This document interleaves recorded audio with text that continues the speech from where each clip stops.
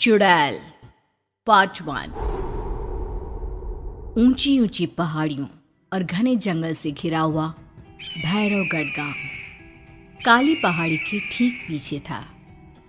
काली पहाड़ी यानी मौत का घर। भैरवगढ़ गांव तक पहुंचने का रास्ता बेहद दुर्गम था। लगभग 24 घंटे घने तूफान और तेज हवाओं की वजह से वहां के वीराने माहौल की कहानियां लोगों के दिलों को दहला देती थी। ऐसे बहुत कम लोग थे जो भैरवगढ़ गांव तक जाने की हिम्मत करते थे। लोगों का कहना था कि इस गांव के आसपास बुरी आत्माओं का साया मंडराता है। गांव के रहने वाले लोगों ने वैसे तो अपनी आंखों से किसी बुरी आत्मा या साये को नहीं देखा था, लेकिन गांव का बच्चा बच्चा इस बात को महसूस कर सकता था कि गांव के ऊपर कोई तो खौफनाक साया मंडरा रहा है। और उसकी वजह ये थी कि उस गांव में जैसे ही कोई लड़का 18 साल का होता, उसके 18वें जन्मदिन की रात ठीक 12 बजे अकस्मात उसकी मौत हो जाती। हर बार ये मौतें बड़े ही रहस्यमयी ढंग से होती और इस बार सरपंच सुमेर के बेटे को 18 साल होने में अब बस 15 दिन बाकी थे। अजी सुनते हैं, हमारा बेटा भी कुछ दिन बाद 18 साल का हो जाएगा। कहीं वो डायन उसे भी खा गई तो। कैसी बातें कर रही हो? जब वो इस गांव में ही नहीं है तो कोई भी डायन या बुरा साया उसका कैसे कुछ बिगाड़ सकता है? उसे कुछ नहीं होगा। हाँ जानती हूँ, आपने उसे पढ़ाई के बहाने इस गांव से बाहर निकाल शहर भेज दिया है, लेकिन ये भी तो सच है ना कि वो बार बार यहाँ आने की जिद करता रहता है। वो चाहे कितनी भी जिद कर ले जानकी, पर मैं उसे इस गांव में कभी वापस नहीं आने दूंगा। मैं नहीं चाहता कि गांव के दूसरे लड़कों की तरह मेरे बेटे की भी अजीबोगरीब ढंग से मौत हो जाए। कभी कभी तो लगता है कि हम सब गांव वालों को हिम्मत करके अपने गांव को इस बुरी आत्मा से छुड़वा लेना चाहिए। लेकिन कौन जानता है आखिर वो खतरनाक साया किसका है? वो काली आत्मा कौन है जो रातों रात हमारे गांव के लड़कों को निगल जाती है? सुमेर और जानकी जब ये सारी बातें कर रहे थे तब रात के लगभग 10 बज चुके थे और हर रात की तरह भैरवगढ़ गांव एक भयानक काले तूफान की आगोश में था। बाहर चल रही तेज हवाएं और बारिश के बीच कभी कभी ऐसा लगता जैसे कोई बुरी तरह से चीख रहा है। किसी के तड़पने और चीखने की आवाजें गांव के कानों में बार बार टकराती, पर वहां रहने वाले किसी भी औरत या आदमी के अंदर इतना साहस नहीं था कि वो अपने घर से बाहर कदम रख के उन आवाजों तक पहुंच सके। सो जाओ जानकी और घर के खिड़की दरवाजे कसकर बंद कर दो। अब जानकी सब खिड़कियां ठीक से बंद करने ही लगती है कि तभी उसे अपने घर के दरवाजे पर जोर जोर से खटखटाने की आवाजें सुनाई देती है। इन आवाजों को सुनकर जानकी और सुमेर के चेहरे डर से पीले और हाथ पैर ठंडे पड़ जाते हैं। जानकी, जानकी, इतनी रात कौन होगा? पता नहीं, ऐसा लग रहा है कोई बुरी तरह से दरवाजा खटखटा रहा है। अरे हाँ, पर किसी की आवाज भी तो नहीं आ रही। क्या करूं?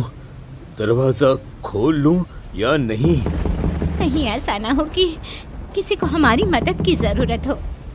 लड़खड़ाते कदमों से सुमेर दरवाजे के करीब जाता है और अपने कान को दरवाजे पर रख धीरे से आवाज देते हुए पूछता है, कौन कौन है? कौन है वहां? तभी एक बेहद डराने वाली आवाज उसके कानों से टकराती है।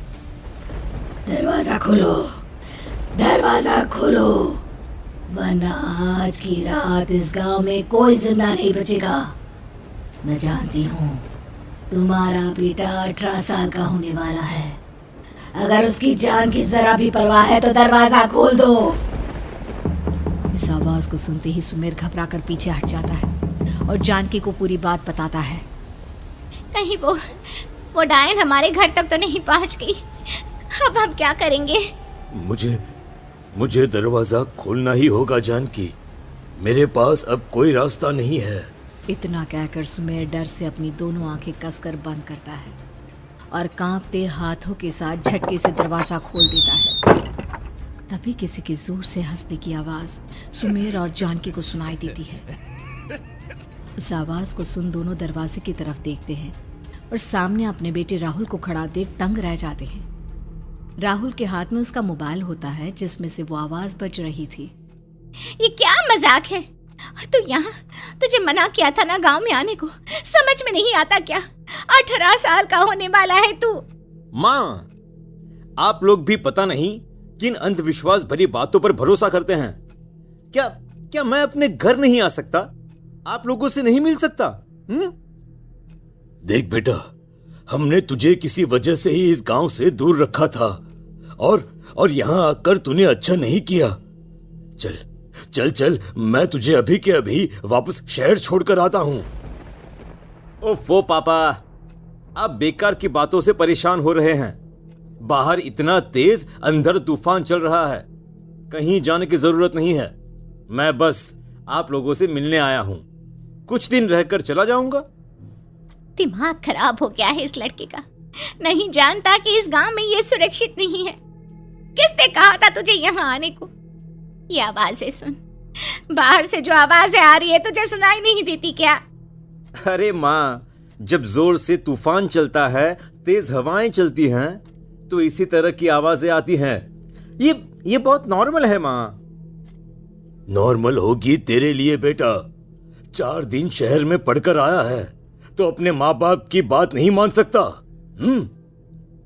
माँ, मुझे अभी बहुत जोरों से भूख लगी है, पहले कुछ खिला दो, और रात भी बहुत हो गई है। हम इस बारे में कल बात करते हैं, ठीक है? राहुल के वापस आ जाने से जानकी और सुमेर की आंखों की नींद उड़ गई थी। खाना खाने के बाद राहुल तो अपने बिस्तर पर जाकर सो गया, लेकिन जानकी और सुमेर पूरी रात उसके कमरे के बाहर पहरेदारी करते रहे। उन्हें पल पल इसी बात का डर था कि कहीं उनके बेटे को कुछ हो ना जाए। रात बीतती है, सुबह का सूरज निकलता है। अब जैसे ही वो राहुल को नींद से जागते देखते हैं तो उन दोनों के दिल को सुकून मिलता है। अरे माँ, पापा, आप अभी तक यहीं बैठे हैं? क्या पूरी रात सोए नहीं? जिनके जवान बेटे की जान को खतरा हो, उन माँ बाप को नींद नहीं आती बेटा। अब तो वापस शहर चला जा। देखो माँ, मैं किसी जरूरी काम से इस गांव में आया हूं, और वो काम पूरा होने के बाद मैं खुद यहां से चला जाऊंगा। काम? गांव में तेरा क्या काम है? पापा, मैं बचपन से ही इस गांव के बारे में बेहद डरावने किस्से सुनते आया हूं, इसीलिए अब मैं उन्हीं किस्सों के ऊपर डॉक्यूमेंट्री फिल्म बनाऊंगा। रिसर्च करना चाहता हूं कि आखिर सच्चाई है क्या। हे भगवान, लो जी, सुन लिया, और भेजो इसे पढ़ने के लिए शहर। मैंने आपसे पहले ही कहा था, मेरी बहन के पास दूसरे गांव भेज दो।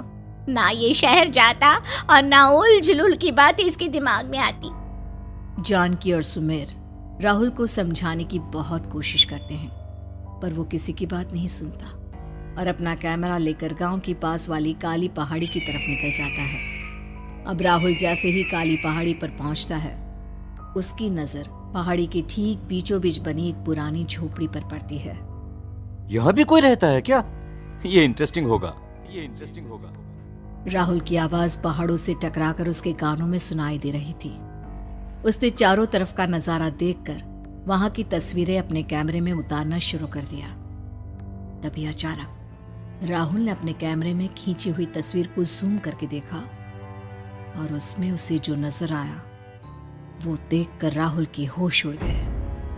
क्या सचमुच उस गांव के ऊपर किसी बुरी आत्मा का साया था? क्या राहुल की जान बच पाएगी?